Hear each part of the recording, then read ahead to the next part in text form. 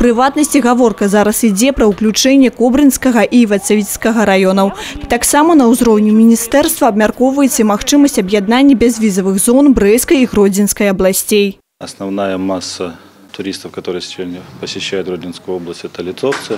У них есть такая же сегодня заинтересованность, скажем так, продолжить, посмотреть не только Гродненскую область, но приехать и в Брестскую область.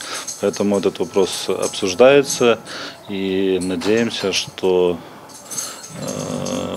реализация объединения зон произойдет. Мы еще вносим предложение, возможно, рассмотреть, включить территорию безвизовую. Это и Кобринский, и Вацевичский районы. Это Косовский замок, музей Костюшка.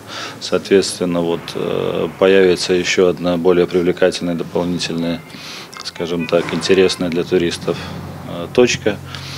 Откуда можно будет поехать на Ружаны, с Ружан можно будет на Гродно и там обратно выехать. Канчатковае рашэнне пашырэння аб'яднання бязвізавых зон плануецца прыняць ужо напрыканцы гэтага года.